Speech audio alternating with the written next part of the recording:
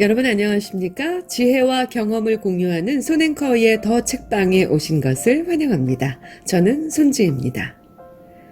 오늘은 박영우 대표의 관점을 디자인하라 에필로그 편입니다. 지금 당연한 것과 미래에 당연해질 것. 현재의 당연함 속에 머무를 것이 아니라 미래를 바라보고 미래에 당연해질 것에 집중해야 한다는 것이다. 지금 우리가 당연하다고 생각하는 것들을 부정하는 특별한 생각들이 미래를 바꾼다.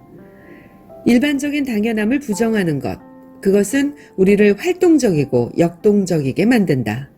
사람들이 당연하다고 생각하던 정서를 뚫고 일어서는 생각, 우리는 그것을 기발함이라 부른다. 기발함이란 그때까지 다른 사람들이 생각하지 못하던 평범한 생각이다. 그래서 기발한 것들을 대할 때 사람들은 이런 이야기를 한다. 아, 왜 저 생각을 미처 못했지? 라고. 당연하지 않던 것이 당연해지면서 세상은 바뀌기 시작한다. 당연함을 부정하는 것에서 미래는 시작된다. 문제는 어떻게 해석하게 하느냐에 달려있다. 효과적인 마케팅을 위해 명심할 것은 고객들의 관점을 어떻게 바꿔야 우리 편을 들 것인가에 대한 고민이다. 같은 사실을 놓고도 사람들의 관점을 어디에 쏠리게 하였는가, 어떻게 해석하였는가에 따라 결과는 크게 달라지기 때문이다. 예를 들어 설명해보자. 어느 대학교에서 학생들이 기숙사에 담배 자판기를 설치해달라고 수차례 요청을 했고, 그러던 중 비가 오는 밤에 기숙사 학생이 담배를 사러 가다가 고장난 신호등 앞에서 교통사고로 사망했다면 누구의 잘못일까?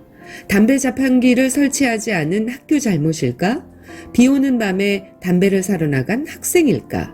신호등 관리자의 잘못일까? 사고를 낸 운전기사의 잘못일까?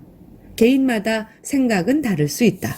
하지만 여론의 결론만큼은 기사 내용에 따라 달라진다.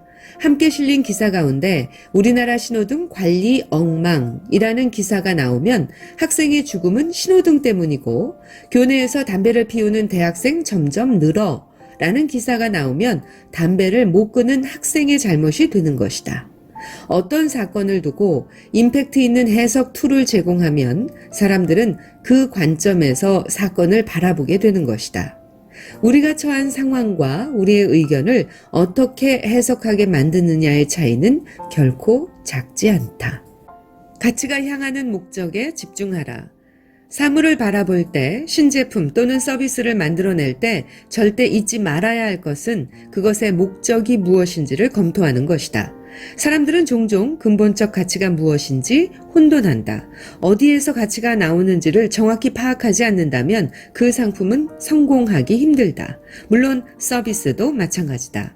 가치의 목적을 정확히 판단하고 나면 변용이 가능하다. 수많은 변수를 고려해 본질적 가치를 이용하는 것도 가능해진다. 어디에서 가치가 나오는지를 파악하라는 것은 단지 상품이나 서비스의 기능적인 부분만을 분석하라는 것이 아니라 핵심 가치를 파악해야 한다는 뜻이다. 어떤 행위나 물건에 집중하면 그것에 숨어있는 가치를 잊기 쉽다. 가치라고 해서 거창하게 생각할 필요는 없다. 사람들의 무의식적인 관념 속에서 언제나 떠오르는 브랜드, 언제나 떠오르는 상품, 언제나 떠오르는 가치. 이것이 바로 기업이 구축해 나가야 하는 본질적 가치이자 자산이라고 말할 수 있다. 이렇듯 본질적 가치를 인식하게 된다면 우리는 사회적 포지션을 구축할 때 더 차별화된 우위를 선점할 수 있다. 결론은 간단하다. 그것 자체에 집중하지 말고 그것이 주는 가치에 집중하라. 복잡함을 품은 단순함.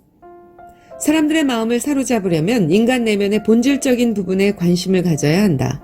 사람들이 호감을 느끼는 것, 사람들의 욕구를 풀어주는 것, 감성을 자극하는 것, 사람들의 손길이 먼저 가는 것이 무엇인지를 탐색해야 한다. 복잡한 제품이나 복잡한 기업은 경쟁력이 떨어진다. 거대하고 복잡한 것이 아니라 단순하고 심플한 것이 인기를 끄는 시대가 된 것이다. 대표적인 것이 바로 스마트폰이다. 카메라와 컴퓨터, 전화기, mp3 플레이어의 모든 기능을 손바닥 크기의 작은 기기가 담당하고 사용자의 질문에 대답도 한다. 우리 내면에 있는 본질적인 부분을 충족시켜주면서도 외형은 더할 나위 없이 단순하고 심플하다. 이것이 바로 당신과 내가 갖고 싶어하는 복잡함을 품은 단순함이다. 지혜와 경험을 공유하는 손앵커의 더 책방, 오늘은 박용후 대표의 관점을 디자인하라 에필로그였습니다. 지금까지 손지혜였습니다.